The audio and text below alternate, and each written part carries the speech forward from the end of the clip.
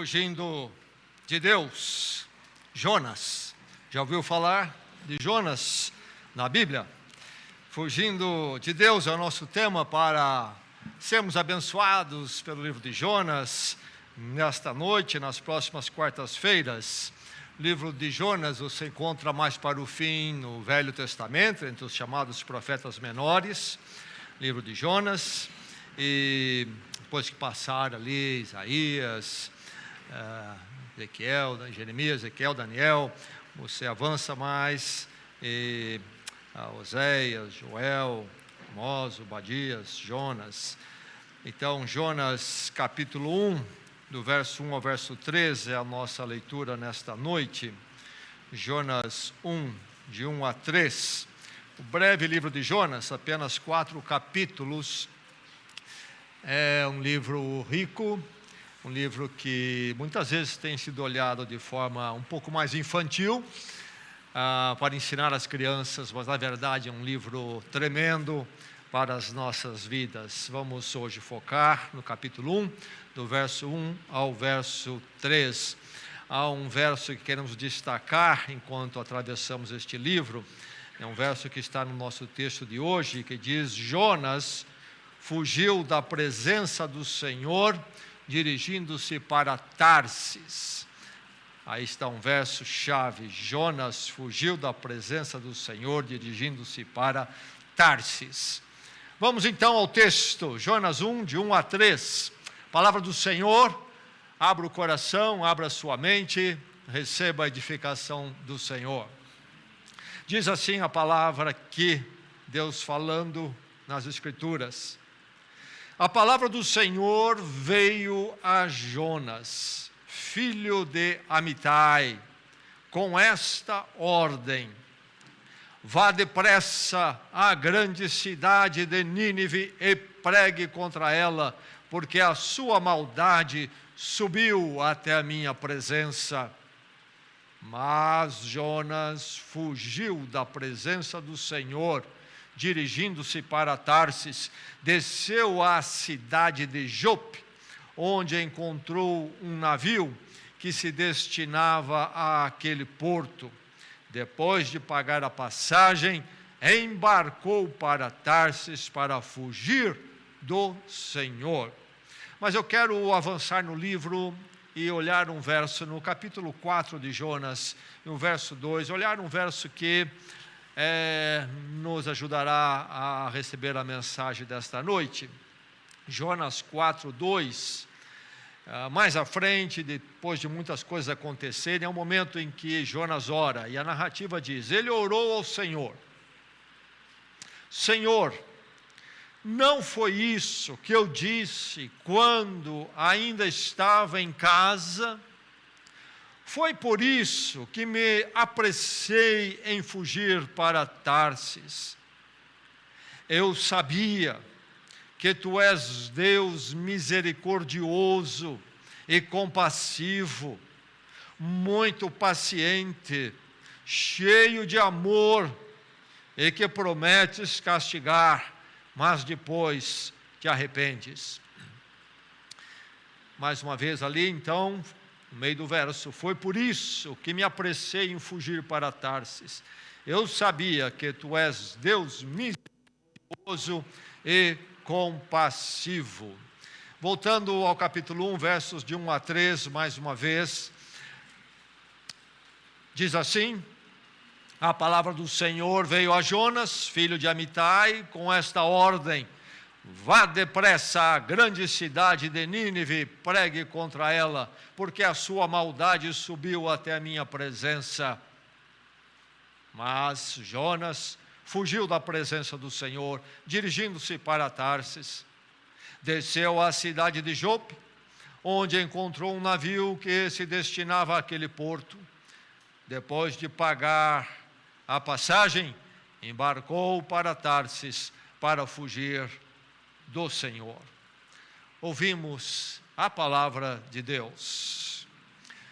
Tive um amigo na década de 70, Gerson Celete, hoje um missionário das Missões Novas Tribos, tem atuado em alguns países, Era um rapaz daquela época, colega meu de trabalho, muito inteligente, não é? Até hoje, certamente. Perdi o contato com ele, mas Jair Celeste está atuando no ministério. Mas ele, na sua adolescência para a juventude, ele e o seu irmão, que também é um obreiro da organização, outra organização, o Jair Celeste está na Missões Novas Tribos, o irmão dele está na Associação para a Evangelização de Crianças, mas enfim, os dois, ele e o seu irmão mais velho, da adolescência para a juventude, na década de 70, criados na igreja, criados num lar cristão, entraram pelo caminho da rebeldia, muito inteligentes, mas muito rebeldes, e resolveram romper com tudo, inclusive com a família, colocaram o pé no mundo e viraram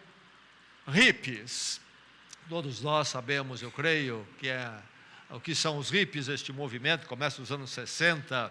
E aí, então, ele se ajuntaram um grupo com o seu irmão, perambularam por países aí da América, alguns países da América do Sul, para o norte do Brasil, inclusive Manaus, me parece, envolvidos com drogas pesadas e andando daqui para lá.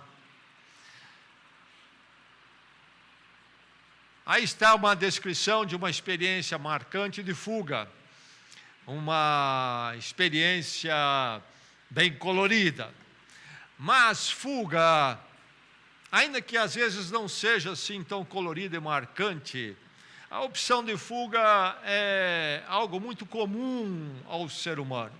Há alguns momentos quando devemos nos mover de um lugar para outro, mas há uma outra experiência que este mover é negativo, não é algo recomendável, ainda que abraçado pelo ser humano. Na psicologia há o estudo da fuga, a psicologia da fuga. E o que dizem é evitar o presente e realidade, afastar-se ou eliminar um presente que causa aversão. E este afastar pode ser mental, pode ser geográfico, pode ser comportamental. Isto é uma realidade, é um presente que por alguma razão me causa uma aversão.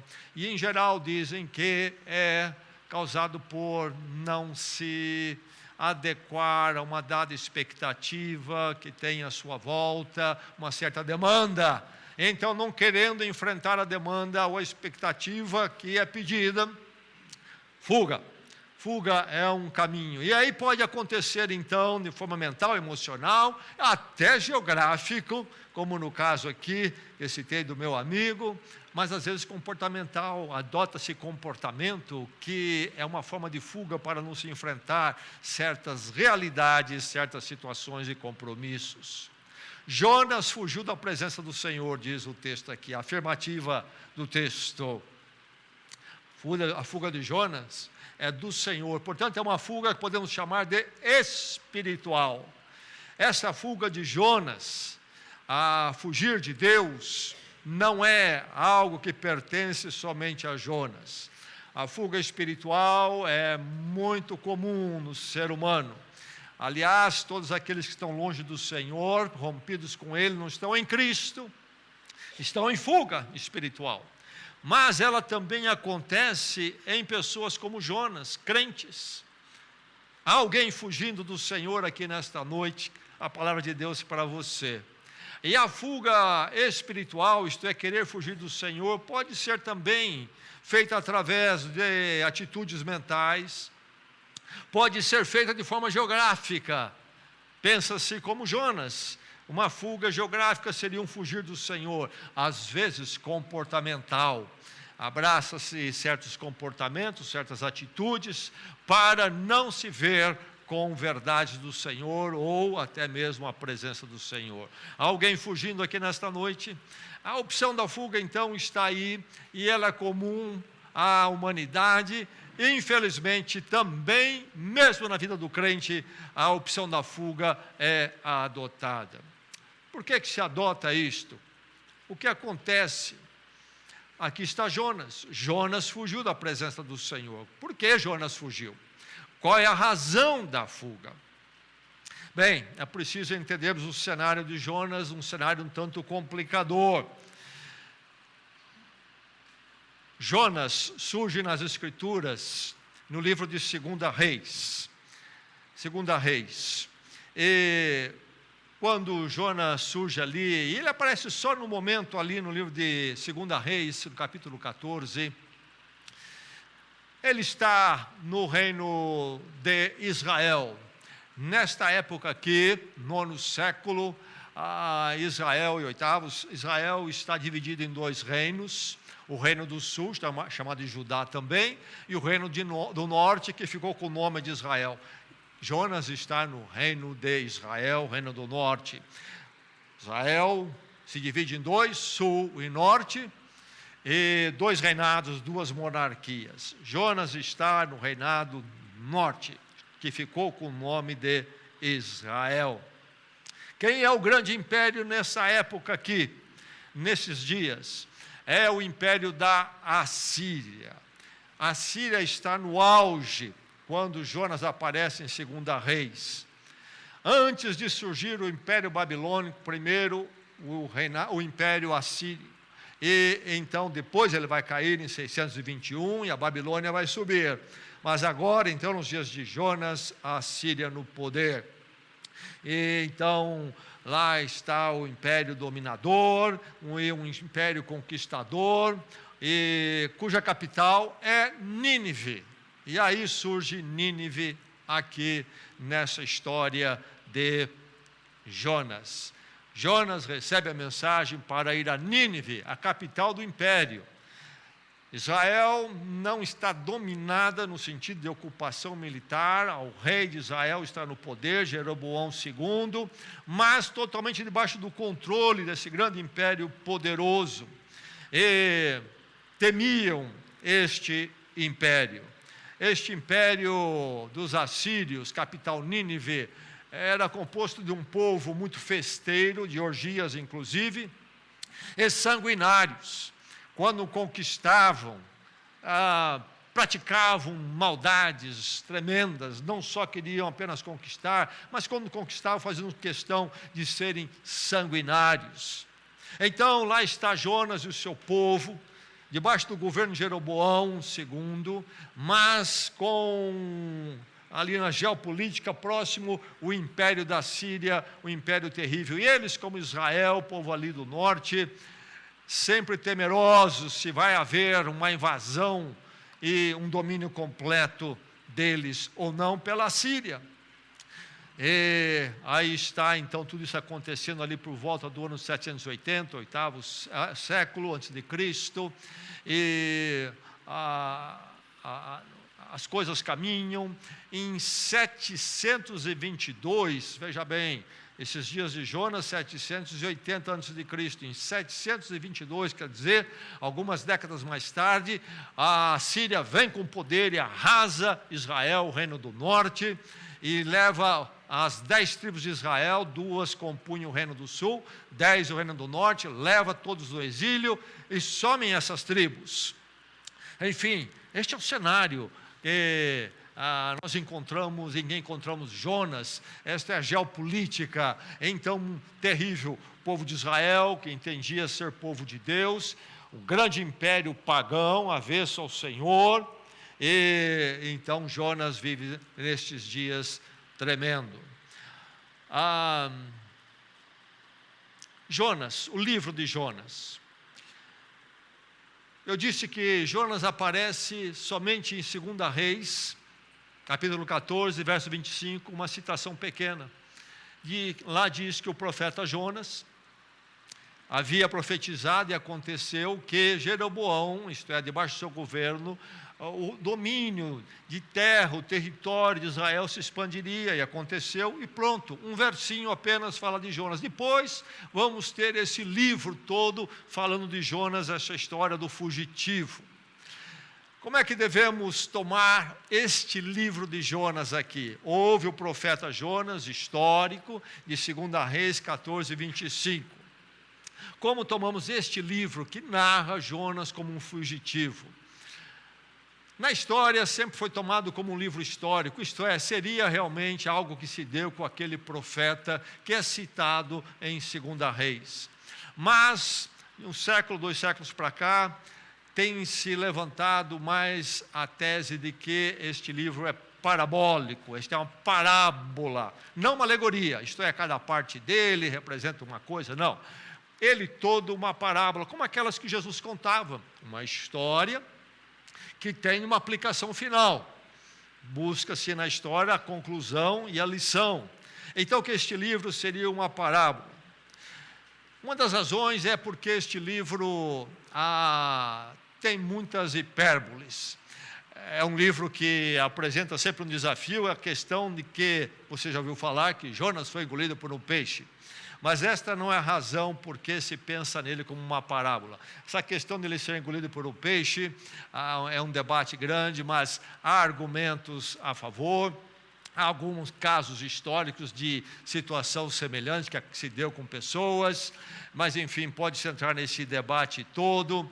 Mas a questão é que o livro é cheio de hipérboles, isto é, o que é hipérboles? Esta figura de linguagem de exageros. É colorido, tem efeitos gráficos, a palavra grande, por exemplo, aparece muitas vezes neste livro. Então é um livro que procura marcar certas coisas, causar certos impactos em quem está lendo, para chegar então a uma lição final. Eu penso que realmente tende a ser uma parábola, mesmo que tenha sido histórico, isso aconteceu realmente com Jonas, o profeta, o livro empresta do histórico para apresentar uma parábola, uma história que tem uma grande lição para nós. Este é o livro de Jonas. E é interessante que Jonas, lá em 2 Reis, naquele verso, capítulo 14, verso 25, apenas uma citaçãozinha dele rápida, ali ele aparece como um herói, vamos dizer, um herói nacional, como profeta que falou, anunciou que haveria tempo de ali a prosperidade, iria avançar os territórios, e aconteceu, registrado como um herói. Mas quando nós lemos no livro sobre Jonas, ele aparece como um anti-herói, ele é um fugitivo, não é este profeta de convicção e vitorioso. Mas por que Jonas foge?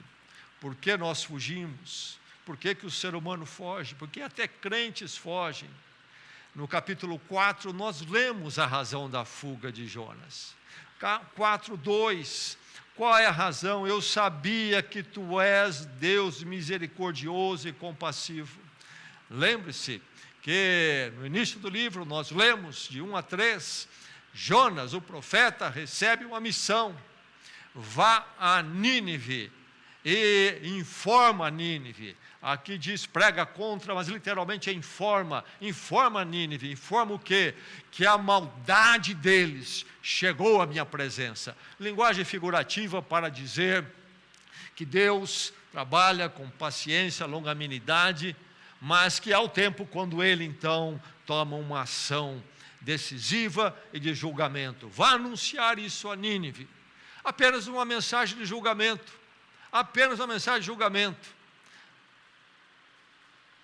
Ir a Nínive, um outro ponto que nos faz pensar que é uma parábola, porque não há nenhuma, em todos os livros proféticos, não há nenhuma narrativa assim. Os profetas são chamados com a mensagem para falar, mas nunca para irem e fazer essa pregação, entregar a mensagem. Então Jonas teria que deixar a sua terra, ir lá para a capital do império. Imagine você hoje sair daqui para Pequim ou ir lá para Washington para anunciar na capital do império o que tem a dizer. Vá lá e informa este povo imperialista que a maldade deles chegou ao limite diante de mim. Informe a eles isso. E Jonas não vai, foge. Nós lemos lá. E aí no 4:2, ele disse por que ele fugiu. Eu sabia que tu és Deus misericordioso e compassivo. Promete castigar, mas depois se arrepende. Isto é, arrepende no sentido não de culpa, etc., mas aqui uma figura de linguagem, para então tomar uma outra atitude diante das decisões. Enfim, aí está a razão por que Jonas foge. E nós, semelhantemente, podemos fugir de Deus, como Jonas fugiu. Alguém fugindo aqui do Senhor nesta noite. Jonas não fugiu por desobediência. Eu não quero obedecer a Deus. Há uma desobediência, mas não é essencialmente, primeiramente, essa a razão. Jonas não fugiu por descrença. Durante o livro vamos encontrar que Jonas continua um crente, ele era um profeta, ele era treinado no pensamento teológico. Jonas sabia muito sobre Deus, Jonas cria em Deus, não é porque ele virou um ateu de repente, por exemplo, ou se tornou um pagão adorando outros deuses. Jonas não foge porque tem medo, porque é medroso. Pelo contrário, no livro vamos encontrar Jonas muito corajoso em situações difíceis. Jonas não fugiu por incapacidade. Nós encontramos profetas nas Escrituras, personagens nas Escrituras que, quando são chamados por Deus, eles dizem a Deus que eles não se sentem capacitados para fazer a obra que Deus está colocando diante deles. Moisés falou, por exemplo, da sua dificuldade de se expressar em público, quando Deus o chama para liderar o povo de Israel. Então, o plano de Jonas não é que ele se sentia incapaz para realizar a missão. Jonas também não fugiu porque ele encontrou uma dificuldade em particular na situação toda. Por que Jonas fugiu? Ele tem uma discordância doutrinária, teológica, em relação a uma aplicação que Deus está fazendo, ou que Deus poderia fazer, porque ele sabia que aquilo pertencia a Deus também. Jonas é colocado entre a vontade de Deus e a vontade humana, o entendimento, o desejo de Deus e o entendimento, o desejo humano. Jonas, então, colocado diante das duas coisas, fica com a opção humana e não com a opção de Deus. O problema todo de Jonas é que ele sabia que Deus é um Deus de justiça. Ele esperava justiça, porque ele sabia que justiça pertence ao Senhor.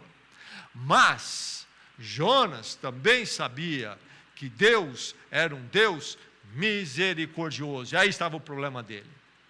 Com a misericórdia de Deus, com a graça de Deus, sim, mas numa forma particular. Ele não tinha problema com a graça de Deus quando se tratava da vida dele, quando se tratava da vida do povo de Deus.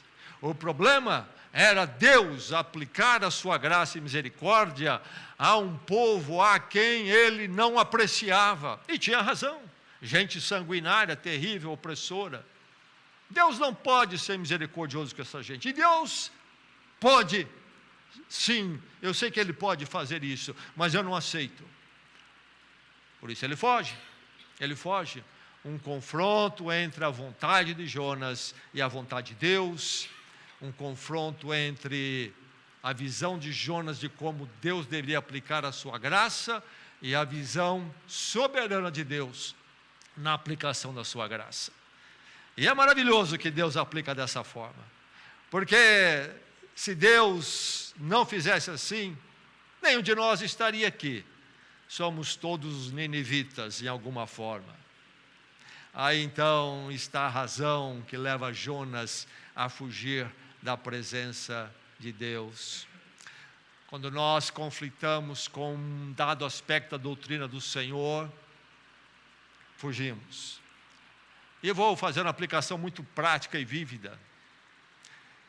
Estamos falando sobre o ofertar vitorioso nesses domingos, mas eu me lembro que anos atrás preguei algumas mensagens nessa mesma direção, anos atrás. E chegou uma mensagem para mim, de um membro da igreja, indiretamente. Se o pastor pregar mais uma vez sobre isso, eu não vou mais à igreja. há uma dificuldade com uma doutrina das Escrituras, com algo que Deus pede da gente, e nós então fugimos, não queremos.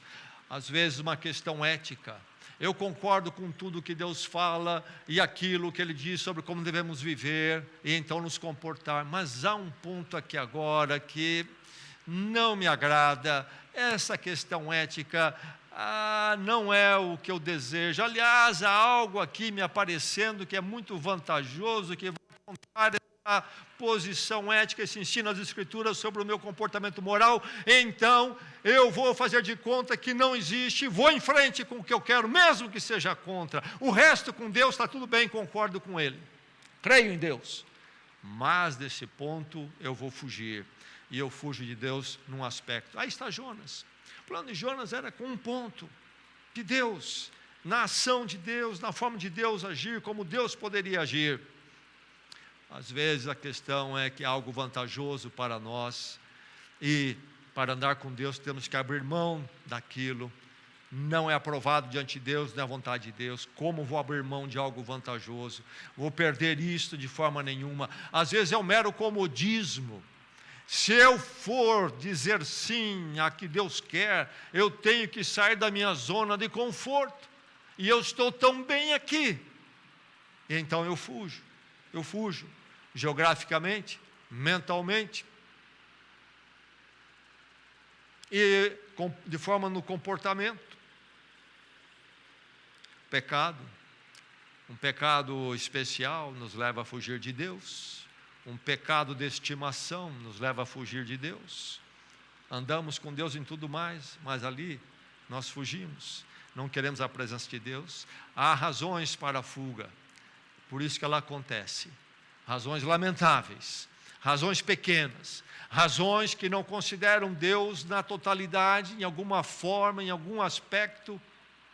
Tiramos uma lasquinha de Deus daquilo que Ele é, para então ter um Deus que se acomoda ao que nós queremos, e aí a fuga acontece, é uma ação de fuga, e acontece porque nos é muito conveniente. A fuga é conveniente, senão não abraçaríamos a fuga, na verdade. Se ela fosse inconveniente, não abraçaríamos. A razão, então, de buscarmos a fuga são diversas, mas é sempre uma conveniência. Jonas não rejeita Deus, ele rejeita certa parte da palavra de Deus, ele discorda da graça quando ela se torna inconveniente para ele. Para mim, esses ninivitas merecem fogo do céu, e pronto. Eu vou lá anunciar a justiça de Deus, de repente, se pessoal se arrepende, Deus aplica a graça. Verdade inconveniente essa graça. Quando se trata dos ninivitas, as inconveniências apresentam então um desafio para o nosso coração, porque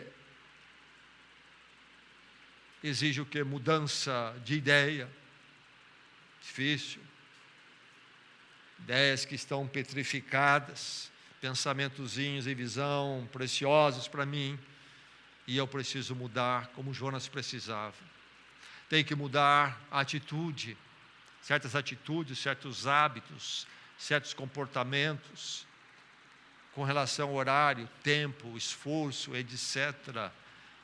Certas práticas, certos compromissos ou novos compromissos que eu preciso abraçar. Vai alterar todo o programa que eu tenho, está tão bom assim. Então, a verdade é que a conveniência é algo que nos leva à fuga, porque ficar é inconveniente.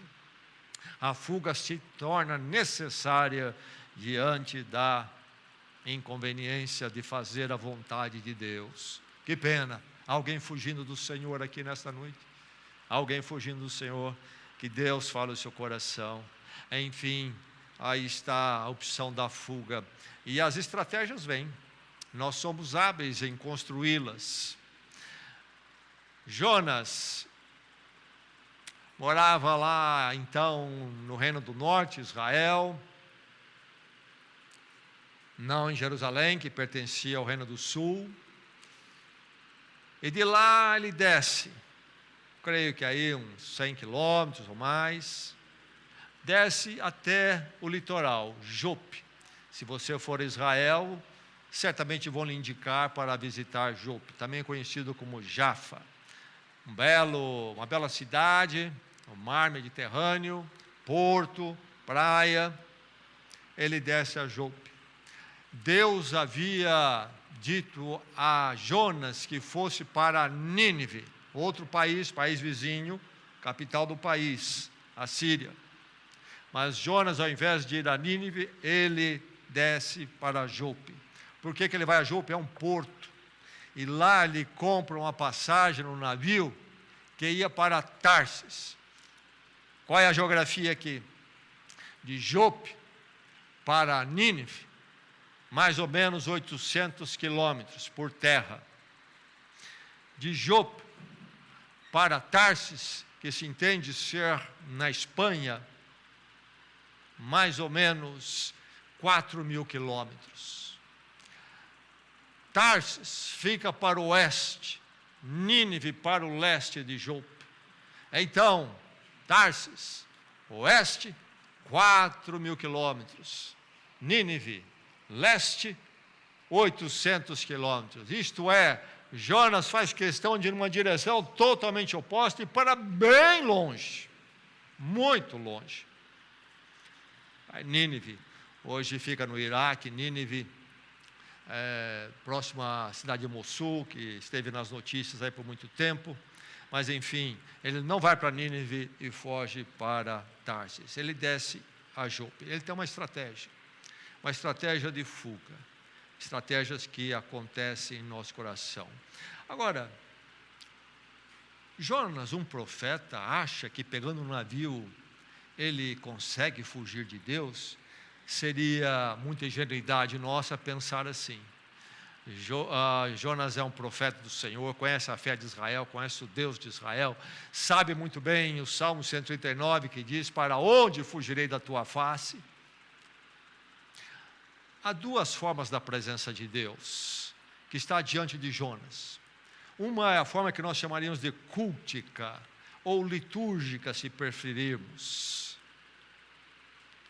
E a outra forma da presença de Deus pode ser chamada de estrutural, isto é, a presença de Deus criador, sustentador, presente aí então no mundo e na humanidade. Dois tipos de presença: cultica, litúrgica, prática da fé, a vivência da fé, e a presença estrutural, isto é, a presença do Senhor no universo e no mundo.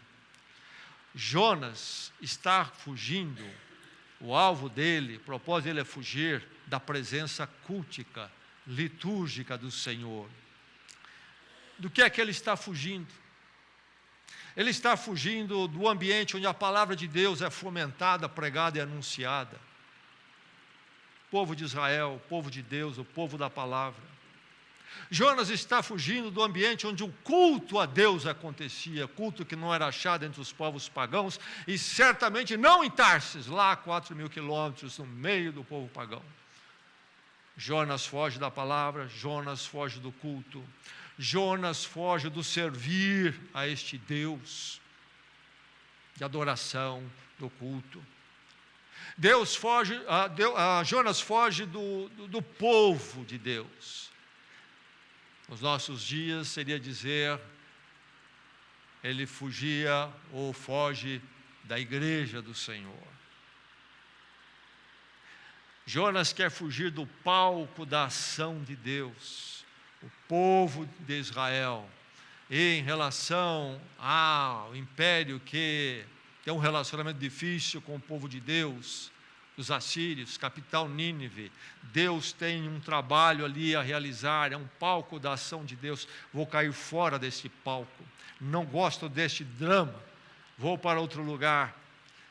Fugir da presença de Deus, estratégias que se assumem para fugir de Deus. Dificilmente algum crente vai pensar que pode realmente fugir de Deus, mas fugir desses lugares, dessas conversas, dessas reuniões, onde há algo ali que incomoda, algo que está no meu coração, na minha vida, e eu preciso abandonar, martelo em mim, mesmo quando as pessoas não percebem, mesmo quando eu estou no culto, ninguém percebe, mas de alguma forma me incomoda, há um chamado de Deus. Então vou evitar esses lugares, para não me incomodar mais, não mais ouvir a voz de Deus, vou fugir da experiência cultica do povo de Deus, da palavra de Deus. Quando estava começando o segundo semestre do ensino médio, eu tinha um grande projeto para a minha vida, faculdade, etc. Eu era um jovem crente, envolvido com as coisas do Senhor, mas eu tinha um plano que não tinha nada a ver com igreja e pastorado. Tinha um projeto, estudo, faculdade, carreira profissional, e naquela ocasião alguma coisa começou a acontecer. Aqui e ali, Deus começou a me incomodar, que eu deveria fazer uma revolução e pensar no ministério. Foi uma guerra, foi difícil.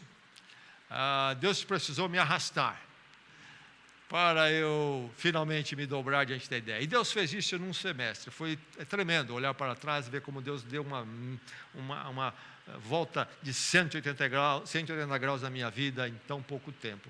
De um projeto foi para outro totalmente diferente. E eu me lembro até hoje que muitas vezes em cultos Deus falava comigo sobre isso. E eu me lembro uma vez eu estava numa reunião de jovens que eu gostava de participar, eu juntava jovens de diversas igrejas, uma reunião de sábado. E eu estava naquela reunião lá, e sempre era um jovem que pregava, um de nós, então, uma reunião muito estilo dos jovens, e um estava pregando, e ele começou a falar coisas que batiam no meu coração como martelo. Aquilo tudo me incomodava muito. O que eu podia fazer? Esse camarada está me incomodando. Eu fui ler a Bíblia, enquanto ele pregava. Não quero ouvir esse cara. Quantas formas de fugir de Deus. Está me incomodando, deixa eu cair fora da igreja. Lá tem negócio de pregação, tem adoração ao Senhor. Tudo incomoda, porque Deus está falando comigo. Algo que eu preciso abraçar, fazer, mudar. Fujo da palavra de Deus. Fujo da adoração do Senhor. Caio fora. Faço de conta que não ouvi. Naquela hora não ouço. Estratégias. Evita, afasta-se, abandona, se ensurdece, ou até transfere para outros. Estratégias de fuga. Alguém fugindo do Senhor aqui nesta noite. Deus tem falado ao seu coração. Você está fugindo. Que você possa encerrar essa fuga e ouvir a voz do Senhor e fazer o que for necessário na sua vida. Falamos aqui de duas presenças do Senhor, a presença cultica, o palco onde Deus está agindo, a igreja, a pregação, o estudo da palavra, etc. A vida devocional na minha casa, eu com a palavra de Deus. Fujo da presença cultica do Senhor. Jonas quis fugir da presença cultica, da presença litúrgica do Senhor. Mas ao Deus estrutural, aquele cantado no Salmo 139 que eu já citei. Para onde fugirei da tua face? Para onde? Na alvorada, na sepultura, na noite, no dia. A noite e o dia é a mesma coisa para o Senhor, diz o Salmo. É o Deus estrutural, presente, onisciente, onipotente, onipresente. É interessante na história de Jonas, que se ele fugiu do Deus, da presença litúrgica de Deus, ele não conseguiu e não poderia realmente fugir do Deus da presença estrutural, Deus criador, presente sempre. E a maravilha é que esse Deus estrutural insiste em Jonas, insiste com Jonas, não o deixa, não dá sossego a ele. Jonas vai e Deus vai atrás dele. Onde Jonas está, Deus está. Jonas entra no navio, compra passagem, vai, Jope, Deus está em Jope, Deus vai estar no navio. O Deus que não desgruda quando fugimos dele. E não desgruda, não nos larga no seu amor até que finalmente nos rendemos e dizemos no nosso coração: que tolice fugir de Deus. Deus chamou Jonas para ir pregar a Nínive. Jonas não foi. Deus podia muito bem chamar outro, ou não. Certamente que sim.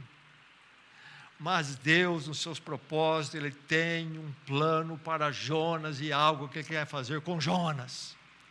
Deus tem um plano para a sua vida que Ele quer fazer com você. Ele não vai transferir para o outro. É verdade que o buraco não vai ficar, Deus pode fazer, mas Deus quer fazer algo com você e por você, e Deus vai assistir. Louvado seja Deus por este amor. A nossa fuga é sempre tratada pelo Deus que insiste. Por isso é o Deus da graça em Cristo. Este amor que sempre nos persegue, onde for necessário. Nos perseguiu na conversão. Nos perseguiu até aquele dia quando não pudemos mais ficar nos caminhos perdidos do mundo, mas tivemos que dizer diante da cruz: eu me arrependo, me perdoa, aqui está a minha vida. E agora nele este amor continua em nossas vidas. E ainda há muito a ser feito. E aqui e ali Deus encontra em nós momentos de fuga, atitudes de fuga. E o amor dele, o mesmo amor que nos alcançou para a salvação, para colocar no seu reino, nos tirando do reino das trevas, continua a atuar em nossas vidas e nunca vai desistir de nós. Louvado seja Deus. Foi atrás de Jonas, irá atrás de você também. Alguém fugindo do Senhor? Deus vai cuidar de você.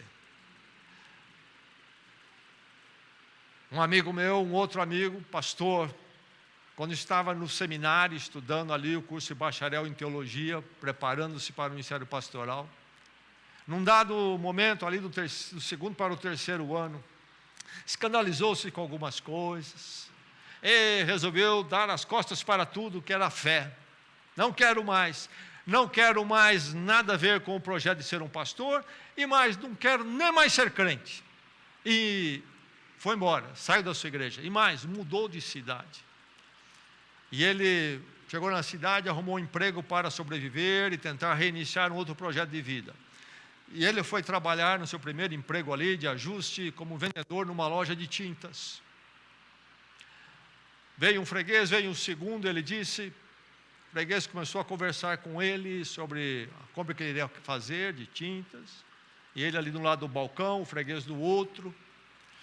Estou em terra estranha, ninguém conhece minha história, não tem aqui a presença litúrgica de Deus, a presença cultica, ninguém sabe que eu já fui um crente, ninguém sabe que eu tinha um projeto de ser pastor, que eu entendia que Deus me queria no ministério pastoral.